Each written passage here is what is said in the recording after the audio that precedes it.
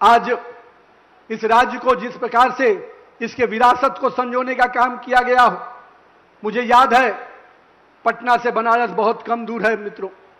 मैं बनारस जब आता था तो काशी विश्वनाथ की उस तंग गलियों में से गुजरकर भोले बाबा का दर्शन करने जाता था। मेरे मन में एक अलग ही हीन भावना आती थी कि आज हमारे भोले बाबा को किस प्रकार से तंग गलियों में सिकुड़ दिया गया है। मुझे मालूम है कि आप भी बाबा विश्वनाथ के दर्शन करने जाते होंगे, लेकिन उस कालखंड को याद कीजिए और आज का काशी विश्वनाथ देखिए। आपको गर्व होता होगा कि मैं हर भारतीय को कि आज मेरे आराध्य देव भोले बाबा का दर्शन करने के लिए गंगा के तट पर काशी विश्वनाथ को जब देखता हूं तो मुझे बहुत ही गर्व होता है मित्रों। मैं आज इसलिए इसकी चर्चा कर रहा हूं, चाहे अयोध्या का प्रभु श्री राम का मंदिर हो। आज कुछ लोग कह रहे हैं कि किस प्रकार से वहां पर चर्चा कर रहे हैं। मैं आज उस चर्चा पर जरूर आऊंगा मित्रों। ये वही लोग हैं जिन्होंने प्रभु श्री राम के होने के अस्तित्व पर सवाल उठाया था।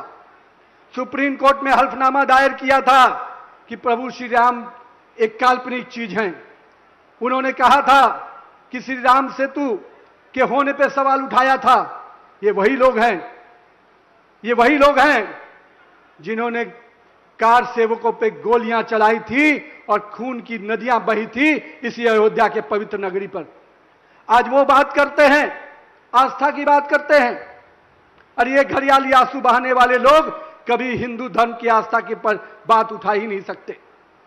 भारतीय जनता पार्टी और मैं कह सकता हूं राष्ट्रीय स्वयंसेवक संघ के लोगों ने, वीएचपी के लोगों ने जितना संघर्ष किया, जिस आस्था के साथ 500 सालों का वो संघर्ष और पिछले 100 वर्षों का उनका जो संघर्ष है, वो कहीं ना कहीं आज भव्य अयोध्या का प्रभु श्री राम का मंदिर है उसके रूप में सामने हमें दिखता है।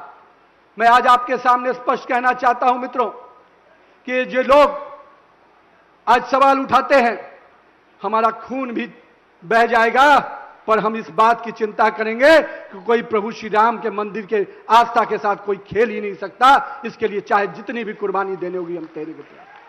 हमारी सरकार ने स्पष्ट किया है, हम कार्रवाई भी करेंगे, हम जो चीजें हम उसमें सुधार भी करेंगे, पर जो ये हिंदू विरोधी ताकतें जिन्होंने हमेशा हिंदू धर्म का अपमान किया हो, हिंदू देवी देवताओं का अपमान किया हो, जिन्होंने हमारे आस्था के साथ खेला हो, आज अगर राजनीति रोटी सेकना चाहते हैं तो मैं आपको स्पष्ट रूप से कहता हूं, राहुल गांधी जी, अखिलेश यादव जी या केजरीवाल हो, आप हिंदू धर्म को इतना कमजोर मत समझिए कि आपके झांसे में आएंगे, आपके भरमाने पे आएंगे। हमने देखा है जब हिंदू देवी देवताओं का अपमान होता है तो आप मौन रहते हैं। हमने देखा है तमिलनाडु में जब हिंदू देवी पूजा की पद्धति पर सवाल उठता है तो आपके शागिर्द अपमानित करते हैं, आप चुप रहते हैं। बिहार में जब रामचरितमानस का अपमान हुआ उस समय कांग्रेस के लोग मौन बैठे हुए थे।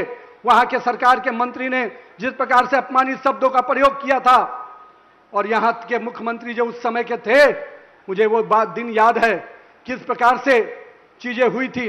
मेरे पिताजी भी कार सेवक के रूप में पटना से चले थे, 2 महीने तक जेल में रहना पड़ा था और हम लोग घर में रहते थे। हमें लगता था कब मेरे पिताजी लौट के आएंगे। मैं उस समय मुश्किल से 10-11 साल का रहा हूंगा। हमारे घर में समझ में नहीं आता था कि पिताजी जिस उद्देश्य से गए हैं लौटेंगे कि नहीं लौटेंगे। 2-2 महीने जेल रहे और हमसे हमारी आस्था का सवाल उठाओगे। अरे हमने तो जितनी कुर्बानी दी है, जितनी शहादत दी है, तुम्हारा खानदान भी कभी उतनी शहादत और कुर्बानी का पछतावा नहीं कर सकता है मित्रों। आपने तो खून की नदियां बहाई हैं। आपकी विरासत हिंदुओं पे गोली चलाने की रही है और हमारी विरासत अपने देवी देवताओं के आस्था के लिए कुर्बान होने की रही है मित्रों।